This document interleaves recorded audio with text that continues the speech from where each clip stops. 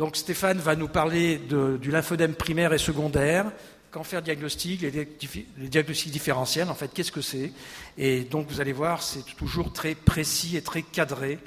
Donc vous aurez tout ce que l'on peut avoir sur le lymphodème. Merci. Merci Jean-Pierre, merci à tous, merci à vous de m'avoir invité pour parler en quelques minutes du lymphodème. J'espère que vous saurez tout après 3 topos, après 5 topos sur le lymphodème. Alors, challenge clinique, le lymphodème c'est d'abord une maladie clinique. Pas besoin d'examen, tout est avec l'œil, tout est avec les doigts, c'est pratique. C'est facile, souvent le plus facile, parce que vous avez des antécédents de cancer, curage axillaire, radiothérapie. Sauf que je vous conseille quand même d'avoir éliminé ces causes-là. Il nous arrive régulièrement de voir des patients adressés pour lymphodème qui sont des insuffisants rénaux, des protéinuries à 24 heures très élevées, des insuffisances cardiaques. Donc méfiez-vous, les lymphodèmes, c'est quand même pas évident si on a oublié la médecine de base. Les examens complémentaires, c'est facile. L'écho-Doppler n'est pas indispensable. Et dans le lymphodème primaire, vous allez voir, c'est souvent tout à fait normal. Dans les formes secondaires, c'est un peu différent. Et puis les examens, malheureusement, je ne suis pas sûr que cet examen-là, qui est majeur, l'infoscintigraphie, vous l'ayez disponible, car c'est un examen qui est peu fait, peu pratiqué et souvent mal interprété. Alors, je vous ai marqué un tableau, bien sûr, illisible. C'est la classification ISVA des lymphodèmes primaires qui appartiennent donc au grand chapitre des malformations vasculaires simples. Vous voyez, comme c'est simple et un peu compliqué, et on les voit là. Alors, le lymphodème primaire, c'est facile. Ce sont d'abord des femmes jeunes. Donc, si on vous parle d'hommes âgés, c'est douteux. C'est d'abord des femmes jeunes, moins de 25 ans. Le lymphodème touche les femmes jeunes, voire moins de 25 ans, 15 ans, 10 ans. Le pic, c'est 11 ans. Donc, d'accord. Donc, on vous dit, quand ça commence à 11 ans, c'est suspect. Quand ça commence à 80, c'est pas un lymphodème. L'atteinte est la plus fréquemment unilatérale, donc un seul membre inférieur, à point de départ distal et de forme ascendante. Soit une forme bilatérale qui touche sous le genou. Donc, vous avez un membre inférieur complet ou 2 membres sous le genou. Donc on parle des pieds, des chevilles, on ne parle pas des cuisses dans les formes bilatérales. Et puis vous avez des maladies familiales lymphatiques rares, très rares, puisque c'est moins de 5% des lymphodèmes, avec une mutation du récepteur 3 du VEGF, et donc ça s'appelle les syndromes de Milroy, et par extension, tous les enfants qui naissent avec un lymphodème à la naissance présent s'appellent syndrome de Milroy, même s'ils n'ont pas la mutation VEGF-R3, mais globalement, ces enfants d'habitude doivent l'avoir. Donc, enfant qui naît avec un lymphodème ou enfant de famille de lymphodème égale Milroy. Un exemple typique, vous voyez donc un membre inférieur droit tout à fait normal, c'est ça le lymphodème typique, c'est un membre complet et puis un membre hypertrophié. Et vous voyez ici déjà des anomalies cutanées, puisque vous savez que le lymphodème n'est pas de la lymphe, mais d'abord de la peau et du gras. Et c'est cette peau épaissie qui pousse dû à la stase lymphatique qui va créer ce volume important. Et là, vous avez une forme bilatérale où les 2 pieds sont atteints et ça restera au niveau des chevilles. Donc, vous voyez, 2 pieds ou un membre complet, c'est 90% des patients. Il y a des formes atteintes à la naissance, classification. Les garçons sont plus atteints que les filles à la naissance. Et par contre, les formes précoces sont plus fréquentes chez les jeunes filles. Donc, je vous dis, il y a un pic vers 11 ans, vers les premières règles, avec là encore beaucoup plus de formes unilatérales que bilatérales, et puis des formes très rares, toujours un peu inquiétantes, après 35 ans. Alors, pour vous rassurer aussi, voilà un tableau illisible. Avant, c'était facile, la classification, c'était avant 35 ans, moins d'1 an pour les congénitaux, plus de 35 ans. Maintenant, toute la génétique va être en train d'être démembrée, et vous aurez bientôt toutes les classifications, tous les gènes impliqués pour les patients. Dans l'avenir, il est probable qu'on démembre toutes les lymphodèmes primaires avec la génétique. Et donc là, ce n'est qu'un début.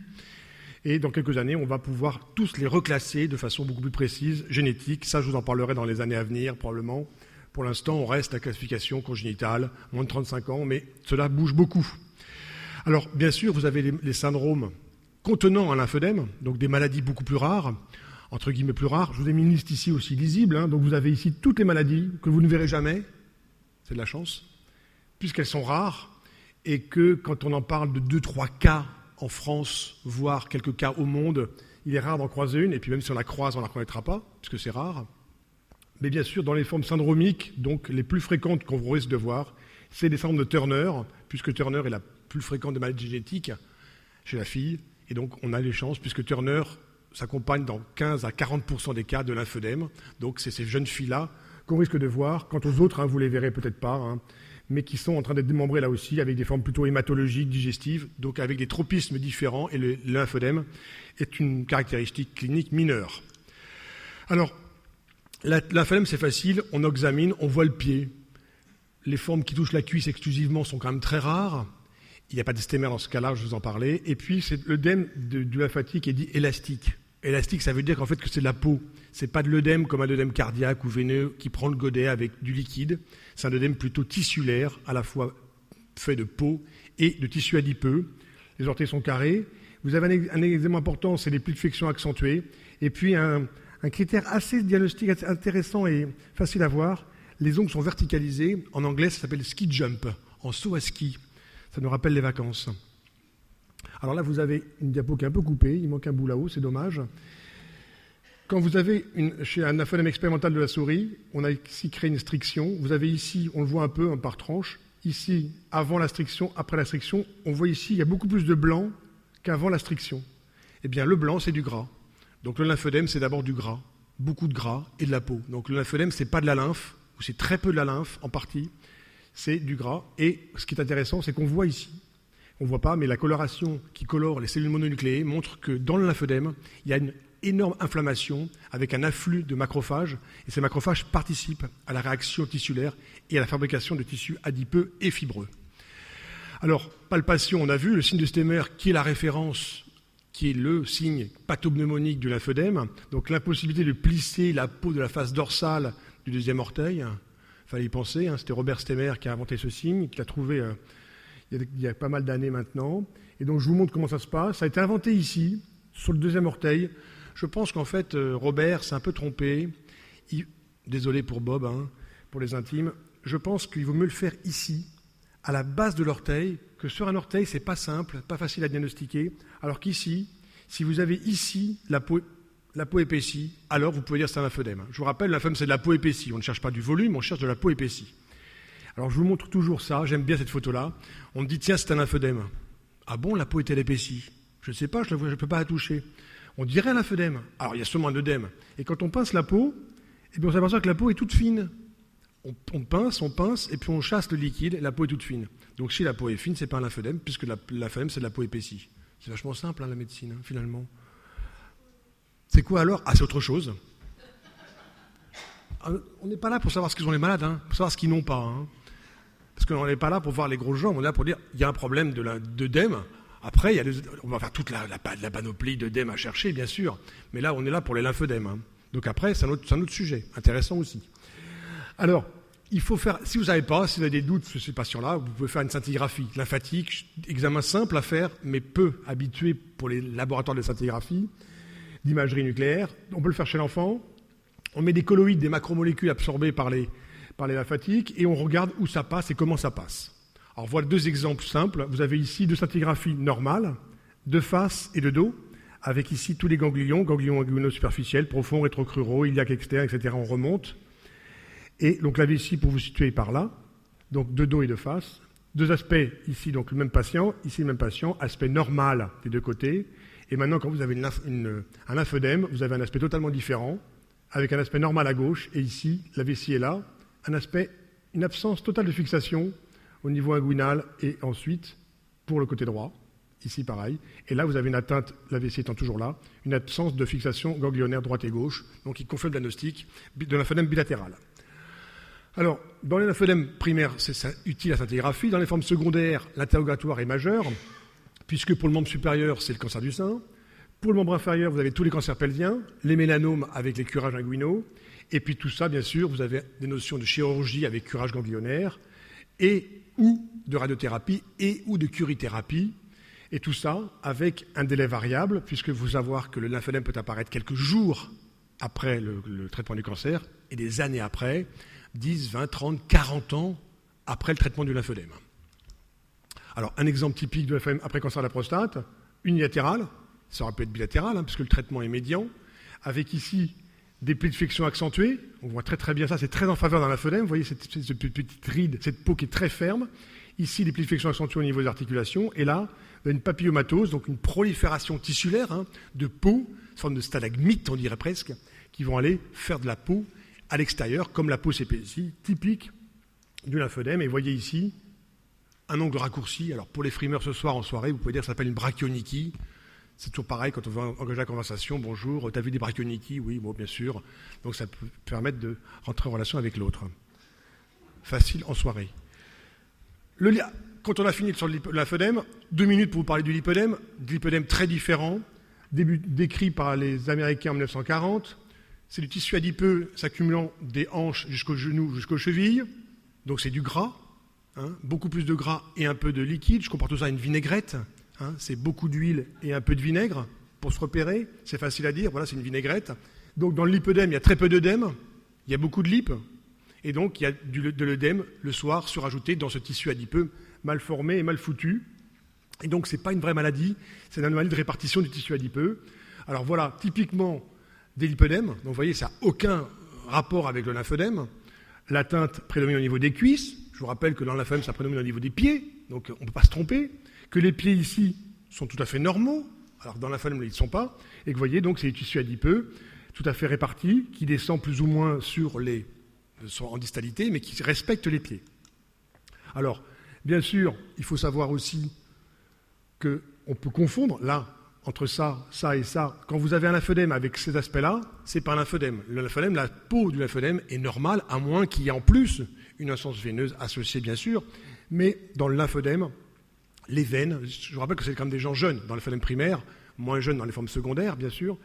Et quand vous avez un aspect comme ça, douteux, d'hypodermite ou d'anomalie cutanée étendue, là, vous voyez, on voit bien qu'il y a une espèce d'aspect en culotte de golf, qui évoque un lipodème avec une complication cutanée. Et donc, on voit bien que le pied n'est pas si anormal que ça, et quand on le pince, il va rester fin. Et là, par contre, on voit bien qu'il y a une asymétrie très forte, et là, c'est un lymphodème. Donc, vous voyez, il faut arriver à faire la part entre les faux lymphodèmes et les autres pathologies. C'est souvent mélangé. Je vous remercie.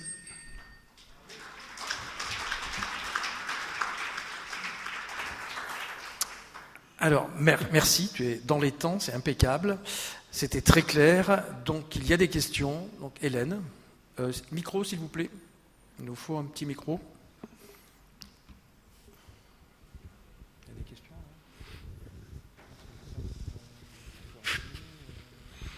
Donc, bonjour, moi je suis radiologue, je travaille avec l'équipe d'Isabelle Quéré sur le lymphodème et depuis maintenant 2 ans, on fait beaucoup d'IRM, de lympho-MR, ce qui permet de voir les voies lymphatiques profondes présentes, atrésiques ou au contraire dilatées. Et puis on étudie le lymphodème en IRM et c'est un outil diagnostique qui est majeur aussi pour faire la différence avec la lipodystrophie, les origines veineuses, parce que c'est assez caractéristique. Et le lymphodème, on voit l'épaississement cutané, on voit les rayons de miel, les réticulations, les petites collections autour des faces musculaires. On fait des mesures en surface qui sont assez sensibles et ça permet de suivre les patients, notamment après ceux qui vont être traités par sirolimus, etc. On a un témoin objectif et c'est vraiment un examen qui, quand c'est veineux, on voit des veines dilatées. Quand c'est exactement ce que tu as décrit cliniquement, quand c'est une lipodystrophie, on voit que c'est de l'eau, qu'il n'y a pas de rayons de miel à l'intérieur, qu'il n'y a pas tout ça.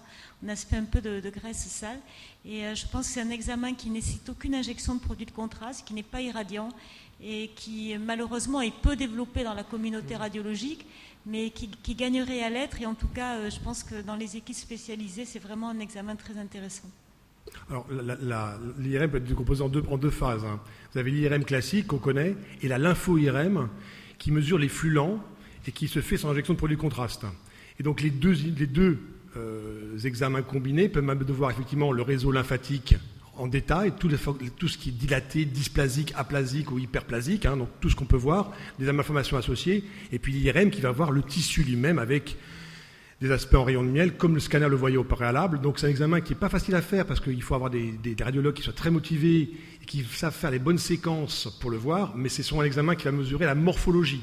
La scintigraphie mesure la fonction et les deux se complètent et pour l'instant, les deux apportent des notions un peu différentes en termes de données. Alessandra. Alors, oui. J'apporte un petit plus. L'IRM, pour étudier effectivement le lymphodème, voir un peu la morphologie, ça peut être intéressant. par rappel à l'échographie. Il y a des techniques d'échographie pour les personnes qui s'y pratiquent l'écho qui vous permettent d'avoir des morphologies très intéressantes justement pour les diagnostics différentiels avec une caractérisation de l'œdème, même en aveugle, de la pathologie sous-jacente qui sont en train d'être validées.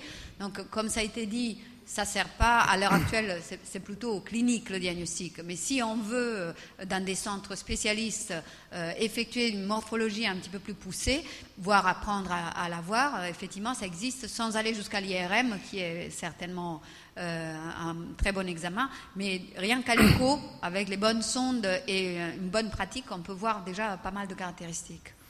D'autant plus qu'en échographie, on peut faire, et on a fait une étude préliminaire dans le service d'Isabelle Quéré, c'est l'élastographie qui permet de voir, puisque l'élastographie, ça mesure la dureté des tissus, et on a essayé de voir ce que ça donnait au niveau du lymphodème pour savoir s'il allait bien réagir à des traitements décongestionnants, etc. Et bon, sur une série préliminaire de 25 patients, c'était assez démonstratif. Bon, est-ce que ça a des retombées pratiques? Pour l'instant, absolument pas. Mais c'est une piste aussi qui se développe. J'ai deux petites questions de base. Oui. Est-ce que vous avez eu des lymphœdèmes parasitaires? Et est-ce qu'aussi, pour les lymphœdèmes très invalidants, une association de liposuction et lifting peut donner une amélioration durable? Alors pour votre question sur les filarioses, les pathologies lymphatiques, on s'est rué dessus à chaque fois qu'on a un patient qui aurait suspecte. J'ai même mis en balance nos collègues d'infectieux la Pitié qui ont vu beaucoup de filariose, qui n'ont jamais vu non plus de filariose lymphatique. Donc on en cherche, on a eu en 20 ans un cas douteux, donc on en voit extrêmement peu, même les patients qui sont dans les pays endémiques de filariose. Alors pour votre deuxième question, dans les volumineux lymphodèmes, la pratique, on passe d'abord par une phase de réduction intensive par des bandages qu'on fait sur plusieurs semaines, voire plusieurs mois. Et en fonction de ce qui reste, on ne fait pas non pas de la liposuction, mais de la résection cutanée si la peau pend et devient excessive par rapport au tissu. Mais la liposuction dans les formes volumineuses, on ne fait pas. Pas d'autres questions? Donc merci Stéphane.